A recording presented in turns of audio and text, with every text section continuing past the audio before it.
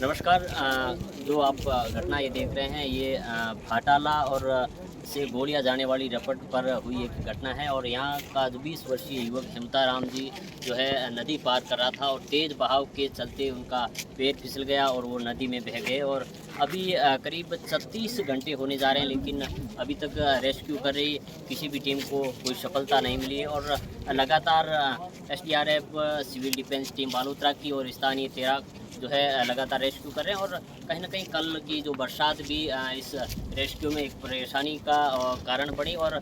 जब एसडीआरएफ और civil defence की टीमों के लोगों ने भी बताया कि यहाँ जो है अधिकतर ट्यूबवेल होने की वजह से यहाँ केबल है और केबलें और यहाँ के पाइप और अधिकतर जो बबूल के झाड़ जो ये झाड़ियाँ हैं और गहरे गड्ढे जो 20 से 25-30 फुट के गड्ढे हैं वो परेशानी और बाधा जो है रेस्क्यू करने में कहीं कहीं आ रही है और वो लगातार रेस्क्यू करें। हमारे साथ जो है हेमताराम जी की परिवारजन के लोग हैं, यहाँ के पूर्व सरपंच है, सरपंच प्रतिनिधि है और तमाम जो लोग उनको चाहने वाले लोग हैं उनसे बातचीत करेंगे कैसी घटना हुई, कब हुई और जो है उनके परिवार में कौन है, उन सारी चीज़ों के बारे में हम उन्हीं के गार्जियन से, परिवारजन के लोगों से पूछेंगे। ये घटना परसों हुई थी आज तीसरा दिन साढ़े 3 घटाला क्या कुछ सामान लाने के लिए के लिए कोई दवाई वही लेने के लिए जाते थे आने के लिए हेमताराम के परिवार में कितने वो भाई हैं? 7 भाई दो बहन है। क्या उनकी शादी हुई है? हाँ शादी हुई है, 3 बच्चे हैं, 2 बच्ची है, बच्चा है छोटे छोटे 5-4 साल में, बड़ा 5 साल। मैन क्या ये आज 3 दिन पहले कोई मेडिकल लेने के लिए भाटाला गए थे। आते टाइम 4-5 बंदे और भी साथ में थे और हेमताराम प्रज्ञाराम जो मेरीवाल टूंटिया के उनका पैर फिसल जाने से एकदम पानी का बहाव ज़्यादा आने से वो नदी के साथ में बह गए। उसके बाद में लगातार 3 दिन से स्थानीय जो गोताखोर है वो है और भी प्रशासन की तरफ से भी लगातार ये एनडीएस टीम वगैरह सब सब कोशिश कर रहे हैं, मगर आज दिन तक अभी तक नदी में पानी का बहाव ज़्यादा होने की वजह से कोई पता नहीं पड़ा है। प्रशासन अपनी तरफ से पूरी कोशिश कर रहा है और साथ ही स्थानीय जो गोताखोर है, जो गांव के मौजूद लोग सब यही कोशिश कर रहे हैं कि जैसे तैसे उनको सब बात निकालें। बिल्कुल आप देख सकते हैं ये घटना जो है सिणधरी बेल्ट की बाइला ब्लॉक की भाटाला की है और सिणधरी की जो पहले भी बोला कि रील बनाने वो गलत बात है। ये जो आपके काम में जाते हैं काम से आता है मेडिकल लेने गया था, कोई बाल के वाले कोई ये बंदी बनाई गई सही नहीं।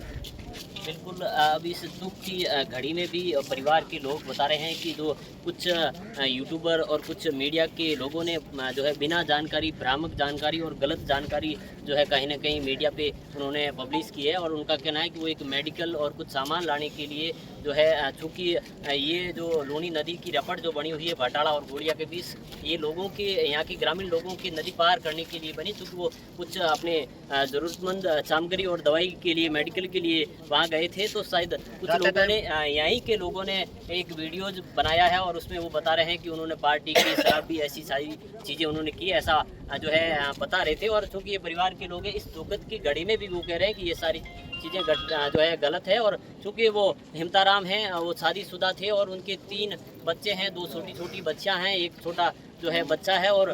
गरीब परिवार से हैं। और आप देख सकते हैं किस तरीके से कहीं ना कहीं आपको इस दुखद की घड़ी में सहयोग हो तो करो और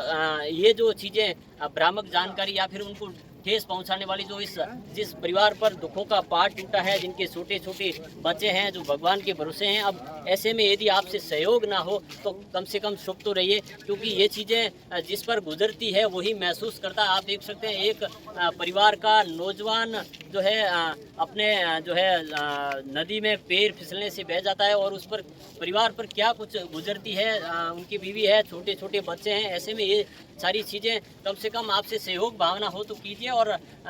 झूठी खबरें और ये सारी चीज़ें तो कम से कम ना करें, एक मानवता के नाते। और एक चीज़ आपको बता दें कि जब से यहाँ के लोगों ने, ग्रामीण लोगों ने, स्थानीय लोगों ने जब से हेमताराम का यहाँ पैर फिसला तो और वो नदी में बहे थे तो प्रशासन को जो है अवगत करवाया और प्रशासन तत्काल यहाँ आए, स्थानीय गोताखोरों के साथ आया और समय पे आया। उसके बाद में बालोतरा से सिविल डिफेंस की टीम भी आई और उसके बाद में जब उन्हें सफलता नहीं मिली तो एसडीआरएफ की टीम भी यहाँ मौके पे आई और पूरे इक्विपमेंट के साथ आई। आई और वो अभी भी रेस्क्यू कर रही है। सरपंच साहब, कल की बरसात को लेकर तो कल मौसम खराब था, फिर भी वो बाहर की टीम आई और मेन जो स्थानीय तैराक है वो बबुल की झाड़ियों में जैसे वो टीम नहीं जा सकती। स्थानीय तैराक पूरी भरपूर कोशिश में 36 कौम के जो तैराक है सब पूरी कोशिश कर रहे हैं, मगर आज दिन तक सफलता नहीं मिली। इसके लिए पूरा गांव का जो लाजमा खड़ा है, पूरे सब यही चाह रहे हैं कि उसकी डेड बॉडी मिले तो परिवार को संतुष्टि मिले, और तो जो होना है तो कुदरत के। बिल्कुल, आप देख रहे हैं जैसे जालम सिंह जी जो बता रहे थे, यहाँ के जो स्थानीय गोताखोर है, जो तैराक है, और विशेषकर मैं बताऊंगा भूपत सिंह जी जो सिणधरी से शंभूलाल माड़ी भारत जी और लक्ष्मण जी की टीम जब से पुलिस जाब्ते के साथ आई थी और अभी तक यहाँ है, पूरा शरीर उनका जो गोताखोर है उनका लहूलुहान हो गए, क्योंकि बबूल की झाड़ियों के अंदर जब वो गोता लगाते हैं, यहाँ जो रेस्क्यू करते हैं तो कहीं ना कहीं दिक्कत भरा है और पूरा शरीर जो है टूट गया। यहाँ के स्थानीय बीमार साहब रहमान और भाई साहब और जो यहाँ के जो लोकल जो स्थानीय तैराक है उन्होंने भी जो है भरसक प्रयास किया है, खोजबीन की, रेस्क्यू अभी भी जारी है। और यहाँ के जो है प्रशासन भी बार बार अपील कर रहा है। यहाँ लोगों से आप क्या कहना चाहिए? शांति रखें और नदी से दूर रहें, और मदद तो सभी कर ही रहे हैं हमारी, प्रशासन का सहयोग, प्रशासन का फुल सहयोग है और लोगों को भी बोलते हैं प्रशासन का सहयोग करें। सरकार और साथ ही बना रहे। प्रशासन भी हमारी फुल मदद कर रहा है, वो गोताखोर वो भी देख रहे हैं, सभी शांति बनाए रखें। बिल्कुल, आप देख सकते हैं कहीं ना कहीं एक सरकार की सिस्टम की भी एक बड़ी जो है गलती यहाँ शायद रही है। इसी की वजह से हिमताराम जो है काल कल्पित हुए हैं, वो नदी इस पानी में समाये हैं और कहीं ना कहीं इसी सरकार की गलती की वजह से हुआ, क्योंकि यहाँ जो ये